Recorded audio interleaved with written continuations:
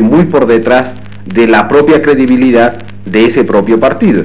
Es decir, en este país es muy difícil que cale en profundidad en la mente popular que el Partido Comunista ha abandonado cualquier tipo de tentación de transformación de la sociedad por métodos violentos o por métodos revolucionarios, por decirlo en el sentido más homologable, y eliminando la palabra violento, que creo que eso sí lo ha abandonado totalmente, pero todavía da la imagen de una estructura autoritaria, y esa imagen es muy difícil de cambiar.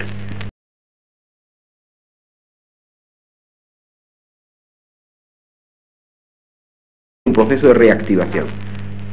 Para nosotros el modelo para salir de la crisis lo que tiene que atender sobre todo es a crear empleo. Es decir, en un orden de prioridades para nosotros es mucho más importante crear empleo que cuidar de los problemas de la inflación, aunque esté íntimamente ligado uno y otro problema. Pero en las prioridades no ocupa el primer puesto la inflación y el segundo puesto el empleo, sino al contrario.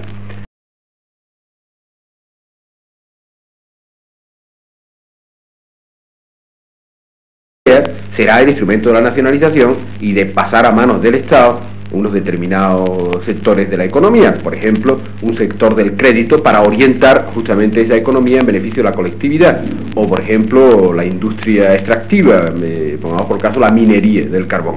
Ahí se han nacionalizado o se han socializado las pérdidas y se han privatizado las ganancias. Hay que cambiar ese hacer de la administración y conseguir que se nacionalicen o se socialicen los bienes no por criterio de pérdidas o ganancias. Entonces para nosotros había que combinar nacionalización con un proceso de socialización que tiene un contenido más amplio y que haría a los trabajadores corresponsables con esa transformación de la estructura socioeconómica, creando controles sobre las empresas nacionalizadas, o bien, si no se crean controles sobre las empresas nacionalizadas, cuando se transforma una empresa capitalista en una empresa socializada, que sean los trabajadores los que lleven la dirección y la gerencia de esa empresa.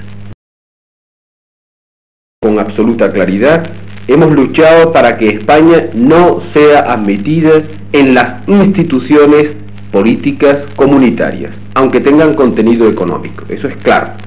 Es decir, para contestar decididamente a la pregunta, si hubiese un juego democrático limpio, nosotros no estaríamos en una oposición a la entrada en el mercado común, aunque estuviéramos en la oposición política española, sino favoreciendo la entrada en el mercado común en la hipótesis que me plantea.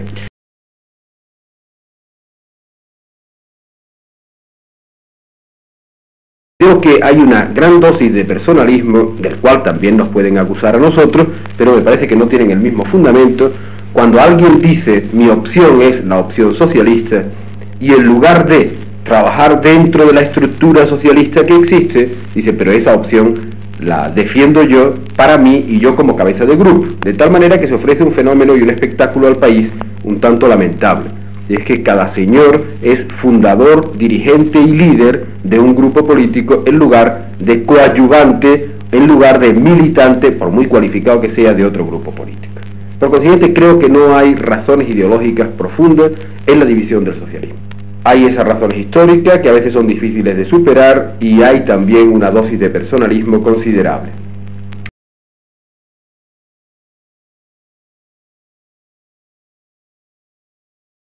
Es la articulación orgánica del socialismo. ¿Debe ser el socialismo un movimiento unitario en todo el Estado o debe ser un movimiento múltiple, es decir, cada expresión regional debe tener una expresión socialista que a la vez se articulará o no con las otras expresiones socialistas? Eso sí me parece grave.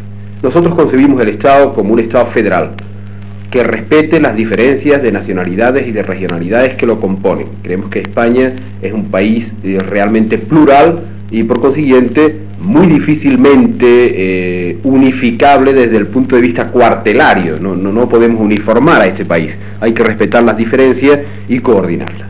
Por eso nosotros ante ese problema, el problema de la pluralidad del Estado, damos una respuesta. Nosotros creemos que debe haber un partido socialista con una estructura federal, no una federación de partidos socialistas, porque eso fragiliza mucho al socialismo en todo el Estado, hasta el punto de que cualquiera de las federaciones podría en cualquier momento no estar de acuerdo con el resto, o 3 federaciones no estar de acuerdo con 7, y en el Parlamento habría un espectáculo absolutamente imposible de soportar para la corriente socialista. Por consiguiente, pensamos en este tema que nos preocupa enormemente, que tiene que haber una fuerza unitaria socialista que se exprese en un congreso de todos los socialistas de España, por encima de la regionalidad o al margen de regionalidad o nacionalidad, y a la vez tiene que haber congresos de cada nacionalidad y de cada regionalidad para que en ellos se defina con plena autonomía las alternativas que afectan a la nacionalidad y regionalidad.